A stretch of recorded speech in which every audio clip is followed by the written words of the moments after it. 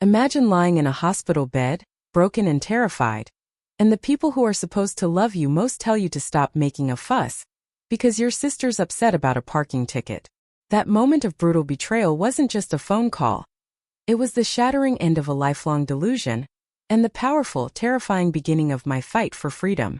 The metallic tang of antiseptic burned in my nostrils, doing little to mask the coppery scent of my own blood. Every shallow breath felt like a small, painful victory. Each beat of my heart was just a cruel reminder that I was technically still alive. I lay there in the harsh fluorescent glare of an emergency room cubicle, my left leg elevated, throbbing with a rhythm of agony. The crash had happened so fast. A terrifying blur of screeching tires, shattering glass, then the world spinning wildly as my car tumbled into the ditch. I could still picture the paramedics, their faces calm but their voices urgent as they worked to cut me free, stabilizing my neck, assessing the damage. Rain had been pelting down, mixing with something warm on my face, something I later realized was my own blood. "You're lucky," one of the EMTs had said, his voice weary but kind, as they loaded me into the ambulance. "Could have been much, much worse." Lucky.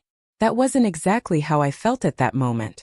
Not with what the doctors suspected was a compound fracture, possible internal bleeding, and a whole constellation of cuts and bruises mapping new territories of throbbing pain across my body. But I got it. I was alive. I could have easily not been. That thought sent a chill through me, a shiver that had absolutely nothing to do with the flimsy hospital gown or the cold antiseptic air.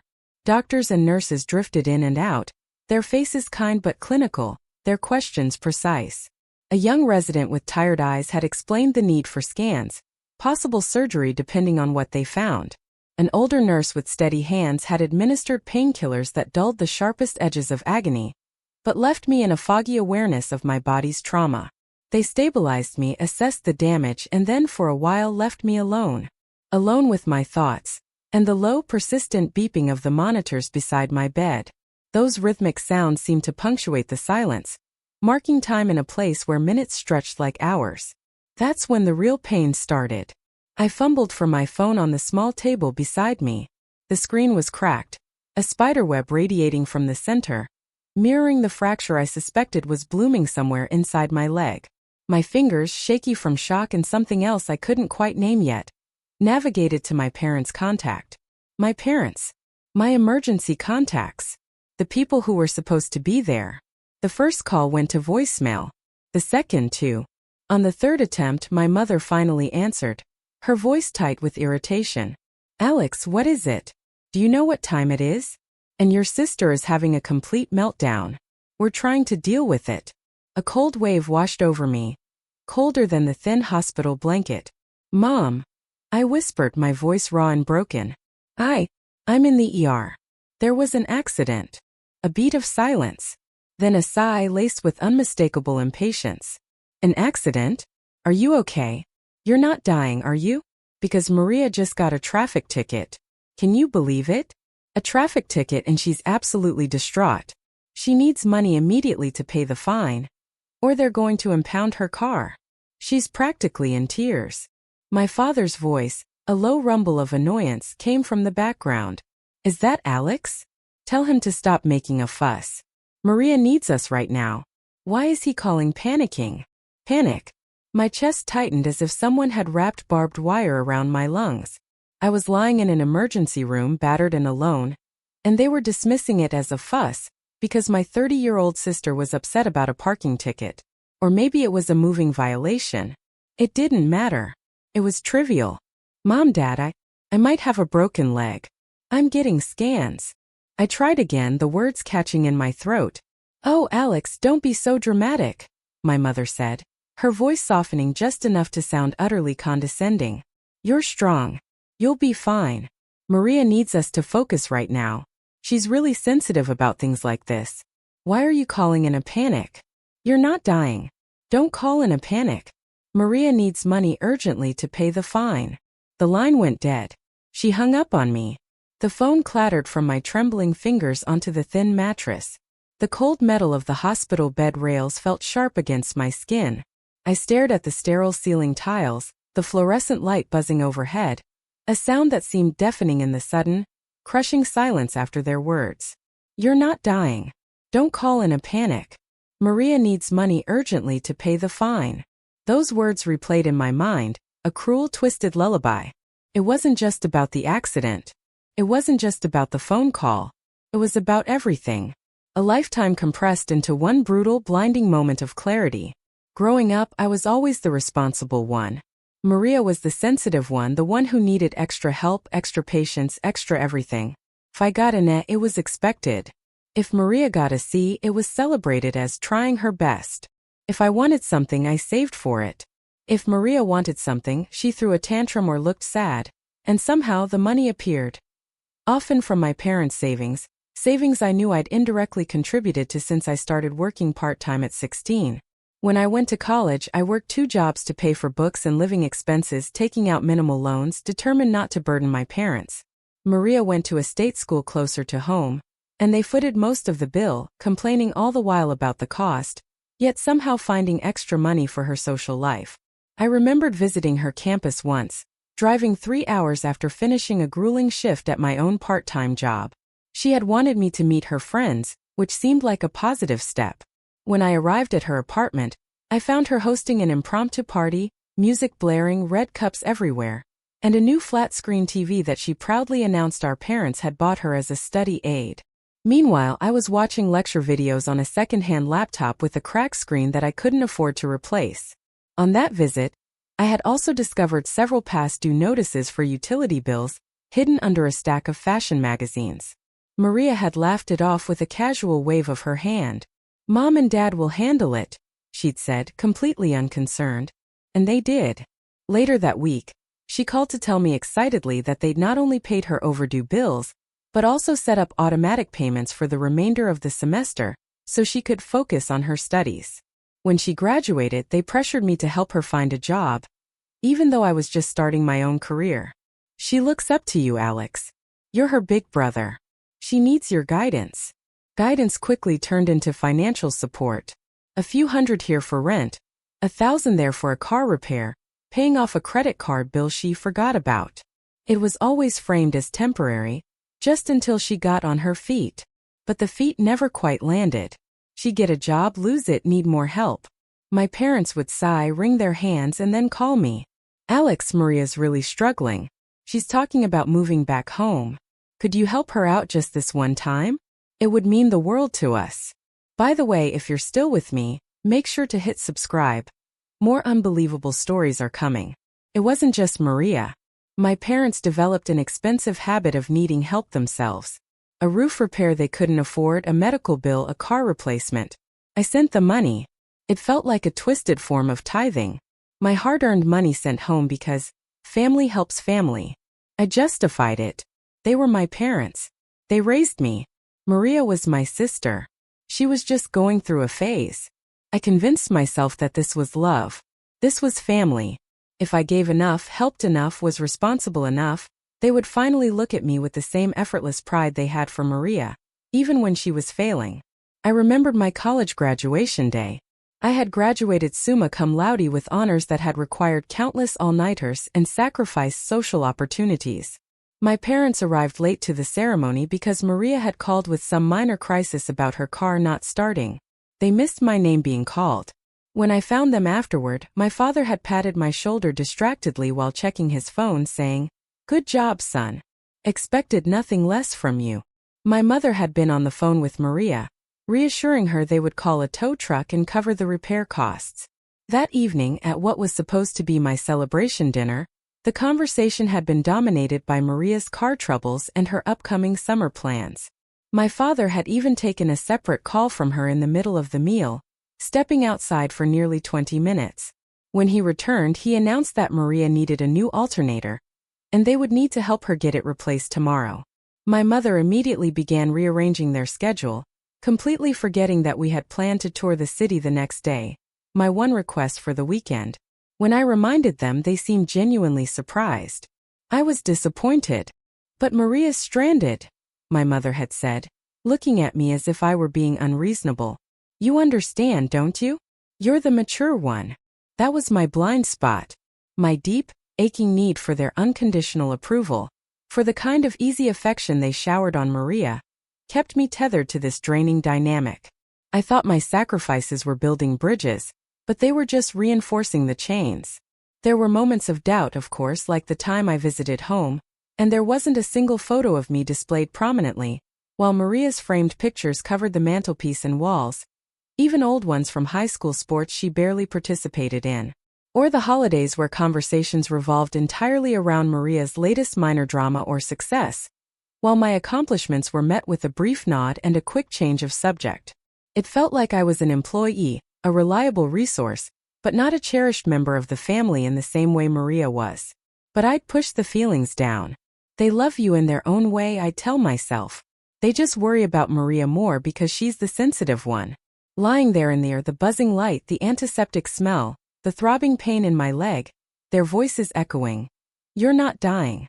Maria needs money urgently. It all clicked. There was no own way of loving. There was only this. This was the ultimate expression of where I stood in their world.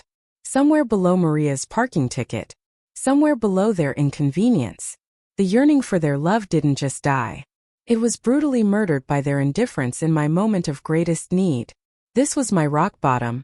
Alone, hurt, and finally seeing the truth without the hazy filter of hope. And in that moment, the pain in my chest, the one not related to the accident, gave way to something else. Something cold and hard. Resolve. I wouldn't be the reliable resource anymore. I wouldn't be the backup plan. I wouldn't be the ATM.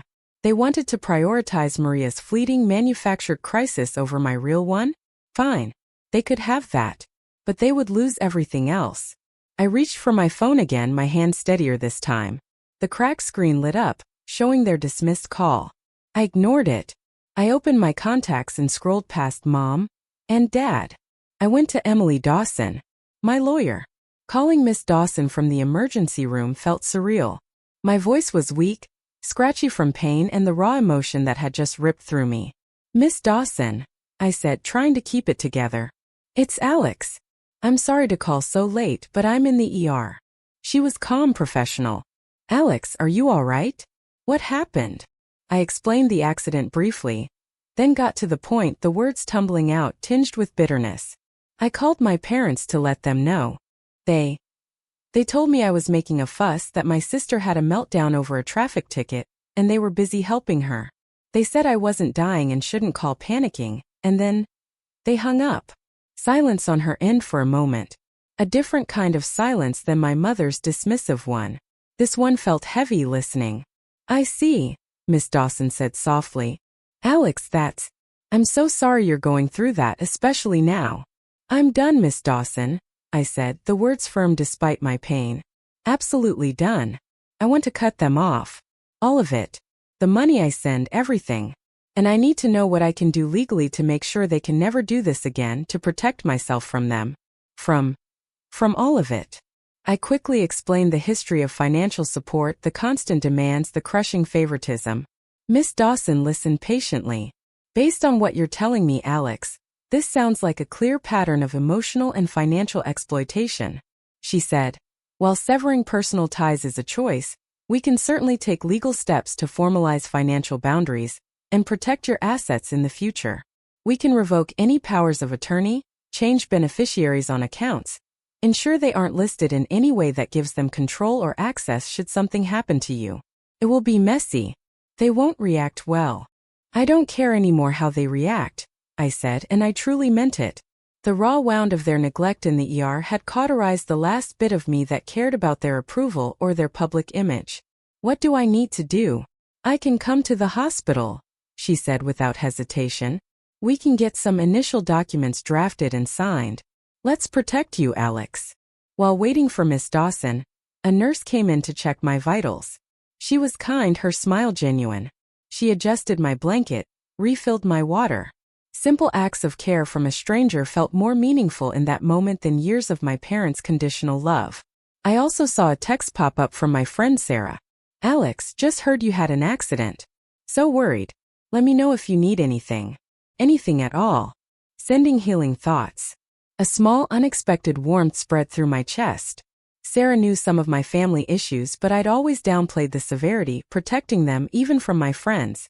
Her simple message, focused entirely on my well-being, was a stark contrast to my parents' call. It was a lifeline. It reminded me that genuine connection existed outside the toxic circle. Miss Dawson arrived about an hour later. She was discreet, dressed in a professional suit, carrying a slim briefcase. Seeing her walk into the sterile cubicle felt like reinforcements arriving, like help had finally come. She sat by my bed, calm and focused. She had brought initial documents based on our call. She explained each one carefully. Revocation of a general power of attorney I'd foolishly given my mother years ago, just in case. Changes to beneficiaries on a small life insurance policy. Revisions to a basic will draft I'd done. Simple, logical steps to remove their legal access and claims. As I signed each page, my hand steadied despite the ache in my leg. A different kind of pain surfaced, grief. This wasn't just signing papers. It was signing the divorce decree from my family. The death certificate of the hope I'd clung to for 3 decades. Each signature was a hammer blow to the crumbling facade of family helps family. But beneath the grief was a growing sense of empowerment. I was reclaiming control. I was putting myself first, maybe for the first time ever. Alex, Miss Dawson said, pausing as I signed a form. You mentioned you've been supporting them financially for years. Do you have records of this? Yes, I said, my voice stronger. I started keeping track about 6 months ago after Maria needed another emergency payout for a debt I didn't even know she had. Something just felt wrong. I didn't know why I was doing it, but I started saving bank statements, copying emails where they asked for money, even started hitting records sometimes when they call making demands or trying to guilt me. A survival instinct, I guess. That was the quiet twist.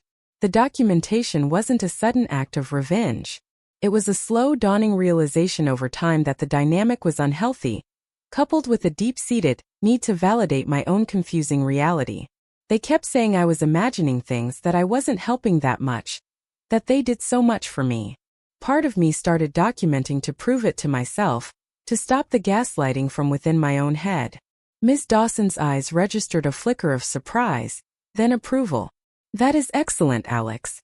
That documentation will be crucial if they decide to contest anything, or more likely, try to damage your reputation. It provides concrete evidence of the extent of the financial dependency and your efforts. I gave her access codes for online banking and pointed her towards cloud storage where I'd saved documents. She began compiling figures quickly on her laptop.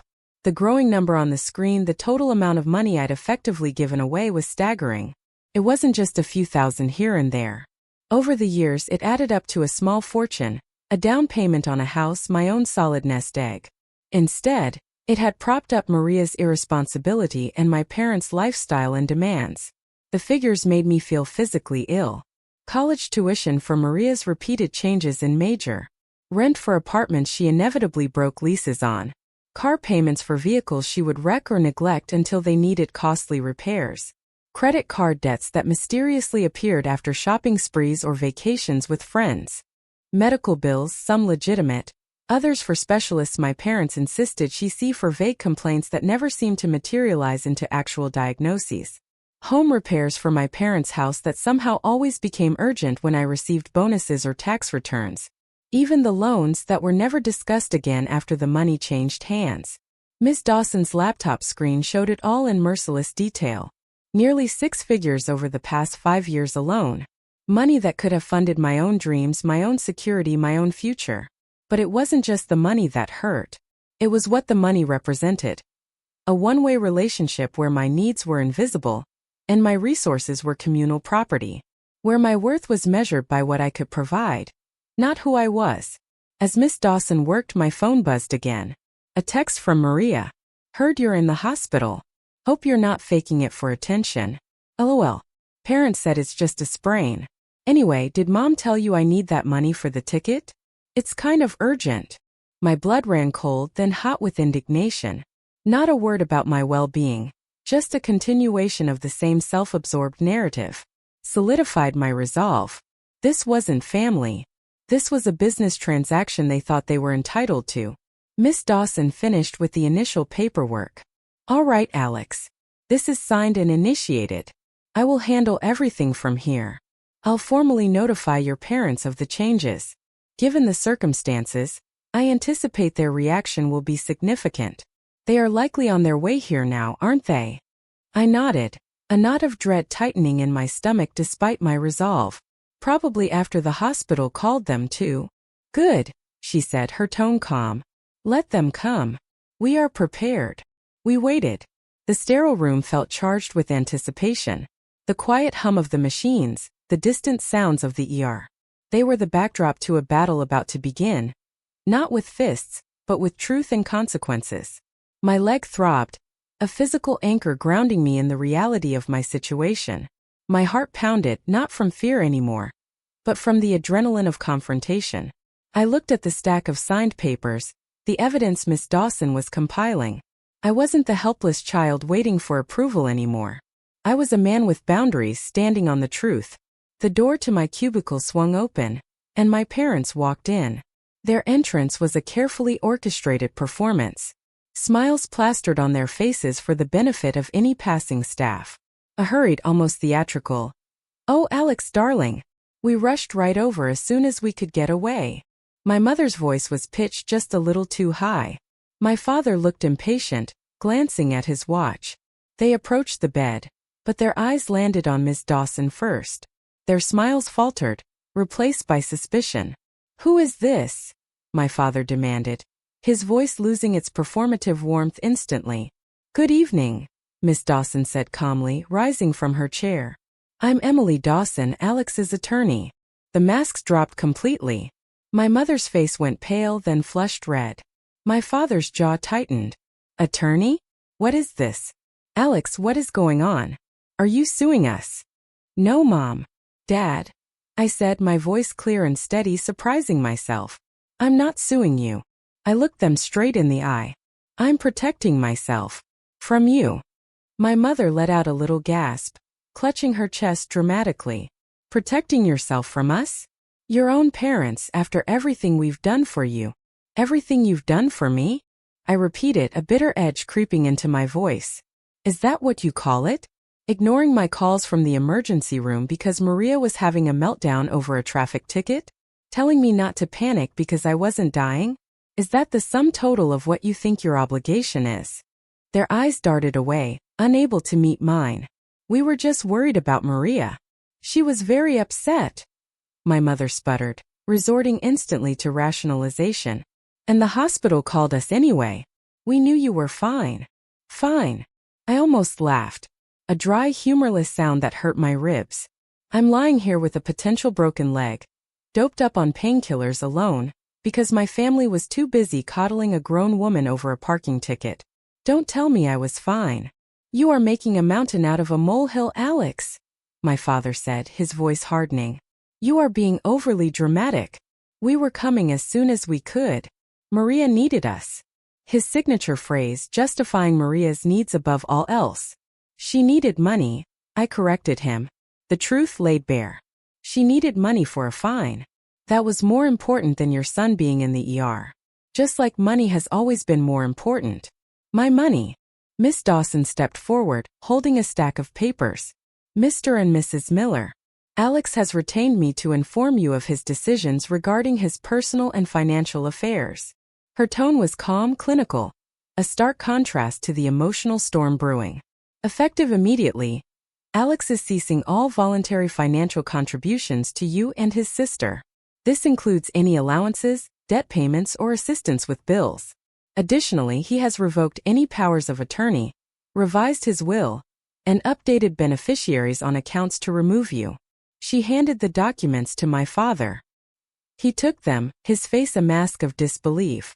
My mother snatched one from him, her eyes scanning the page, her mouth opening in a silent gasp as the meaning sunk in. The money, that was what truly hit them. Not my pain, not their neglect, but the loss of their reliable income stream. "You can't do this," my mother shrieked, her voice losing all pretense of calm. "We need that money. Maria needs that money. We've come to rely on it." "Exactly," I said quietly. "You've come to rely on it. You saw me as a source of funds, not a son. This is outrageous," my father roared, crumpling the paper slightly in his hand. "After everything we sacrificed for you, we raised you. You owe us." His face was red with rage, his social mask completely gone, revealing the entitlement beneath. "What do I owe you?" I asked, pushing myself up slightly, ignoring the jolt of pain in my leg. "Do I owe you for years of being second best? Do I owe you for constantly bailing Maria out while you praised me for being responsible, then punished me by demanding my resources? Do I owe you for ignoring me when I was hurt?" "We never ignored you," my mother insisted. The gaslighting returning. "You are imagining things. You are a cruel, ungrateful child. Maria is the one who struggles. She needs more support. You've always been the easy one." This was their core narrative. I was easy, because I didn't cause them problems and provided solutions. Maria was difficult and sensitive, because she constantly needed bailing out, which justified their focus and my financial input. "Oh, you think I imagine things?" I said, my voice dangerously low. "About you ignoring me? About prioritizing Maria?" I looked at Miss Dawson. "Miss Dawson, would you mind playing the recording from earlier?" Miss Dawson nodded, taking out her phone. I had hit record on my phone right after my mother answered, fueled by a strange instinct, a morbid curiosity about how they would react. That recording had automatically synced to my cloud storage, and I had given Miss Dawson access. She pressed play. The sterile room was filled with the tiny sound of my own strained voice saying, "Mom, I'm in the ER. There was an accident," followed by my mother's impatient sigh, my father's dismissive grunt, and then their voices cold and clear. "Why are you making such a fuss? You're not dying. Don't call in a panic. Maria needs money urgently to pay the fine." The sound cut off. Silence hung in the air, thick and suffocating. My parents stared at Miss Dawson's phone, then at me, their faces frozen in horror. Their own voices, their own cruel indifference, played back to them in undeniable audio. The gaslighting died on their lips. The rationalization sounded hollow. This wasn't Alex being dramatic. This was them caught red-handed. What is that?" My mother stammered, her face ashen. "That," I said, looking right at them, "is the truth. That is what you said. That is what you are." My father's face contorted with rage, a terrifying mask of exposed entitlement. You recorded us? How dare you? That's illegal." "Actually, in this state, it's not under these circumstances," Miss Dawson interjected calmly, shattering his bluster with a simple legal fact. "And the content speaks for itself. Wouldn't you agree? It rather clearly illustrates the nature of the relationship and the priority given to Mr. Miller's actual medical emergency versus his sister's minor issue. This recording, coupled with the extensive financial records Alex has compiled," she gestured towards her laptop screen where the large sum of money was visible, "provides a compelling case should you choose to contest Alex's decision to cease financial support. It rather dismantles any claim of his being ungrateful when viewed against the backdrop of his substantial contributions and your documented neglect." They were cornered. Their image was shattered not just to me but to a neutral professional observer. The financial loss was real, the evidence undeniable. Rage warred with panic in their eyes. "We will sue you," my mother shrieked, pointing a trembling finger at me. "We will tell everyone what a horrible son you are. You will regret this. You are free to pursue any legal action you deem appropriate, Mrs. Miller," Miss Dawson said smoothly. "However, be advised that any such action would require the full disclosure of these facts and records in a public forum. And defamation is also a legal matter." I looked at my parents. These people who were supposed to be my safe harbor, my family. They looked like strangers, ugly with greed and thwarted control. "Go," I said softly. "Just go. There's nothing left to say." They hesitated for a moment, perhaps expecting me to back down, to apologize, to beg. But I just looked at them, empty of all the old hope and pain, just seeing them for who they were. Finally, seething, defeated in this one crucial battle, they turned and walked out of the cubicle. The crumpled legal papers still clutched in my father's hand. The quiet sound of the door closing felt like the end of an era. A toxic, painful era. The silence they left behind was heavy, but it wasn't empty. It was filled with the quiet hum of the hospital machines, the distant footsteps in the hall, and the faint scent of antiseptic, but for the first time, it also felt like my space. No longer waiting for their validation, their call, their approval. Just mine. Miss Dawson gathered her things. "They'll fight this, Alex," she said, her voice returning to its normal calm tone. "They'll try to make your life difficult. Expect angry calls, texts from Maria, maybe even some nasty emails or social media posts aimed at making you look bad." "I know," I said, and I did. The storm wasn't over, but the eye of the hurricane had passed. The core confrontation was done. "I'll handle everything," she assured me. "Your documentation is strong. Their behavior, particularly that recording, it will shut down most of their legal options very quickly. They may try to make noise, but they have no standing to force you to support them." After Ms. Dawson left, the physical pain returned to the forefront. A constant dull ache. But it was almost a welcome pain. A grounding sensation after the emotional whirlwind. I was physically broken, but for the first time in a long time I felt whole. Intact. Free. The days in the hospital blurred. Physical pain, tests, consultations. But the emotional landscape had shifted seismically. Sarah visited, bringing flowers and genuine concern. We didn't talk much about my parents. We didn't need to. Her presence, her simple kindness, was a validation. She saw me.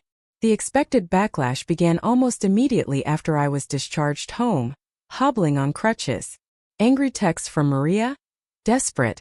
Pleading voicemails from my mother alternating with furious accusations. I didn't answer. Miss Dawson had advised minimal contact, letting her handle all communication. Then came the social fallout. My parents were masters of managing their image. They started subtly vague Facebook posts about the pain of family misunderstandings and the ungrateful nature of some people. A distant aunt, likely fed a distorted version of events, sent me a disappointed email about family loyalty. It hurt seeing their manipulation at work, seeing who chose to believe them. But then came the countercurrent. Sarah defended me subtly to mutual acquaintances. A cousin I hadn't spoken to in years, someone who had distanced herself from that side of the family long ago, reached out. "Alex," her email read, "I heard what happened about your parents and Maria. I just want you to know I believe you. I saw the patterns too for years. You did the right thing. Takes incredible courage to put yourself first like that. You're not alone." That email brought tears to my eyes, not of sadness but of profound relief. An objective outsider, someone who had witnessed their behavior, confirmed my reality. It wasn't just me. I wasn't crazy. I wasn't imagining things. These connections, built on shared understanding and genuine support, were my new family. Miss Dawson handled the legal noise efficiently. The parents' threats of lawsuits faded when faced with the evidence I had compiled and Miss Dawson's calm, firm responses. Maria apparently tried to get a lawyer to force me to pay her ticket fine, but that went nowhere. The financial faucet was well and truly off. My leg healed slowly. The crutches were replaced by a cane, then nothing. Physical therapy was hard but straightforward. It was the emotional and psychological healing that was the real marathon. Therapy helped. Talking through the years of manipulation, understanding my own patterns of seeking validation, learning to accept that the family dynamic I longed for was never real. The financial freedom was palpable. It wasn't just about having money. It was about the absence of the dread. The dread of the phone ringing, of the email asking for money, of the guilt trips. My bank account grew not just in numbers but in what it represented, my labor, my value. For me, I could save, invest, plan for my future. A future no longer tethered to propping up others. I thought a lot about what family meant. It wasn't blood, not inherently. It was respect, love, support, boundaries. The people who showed up, not because they were obligated but because they cared. Sarah, Miss Dawson, my cousin.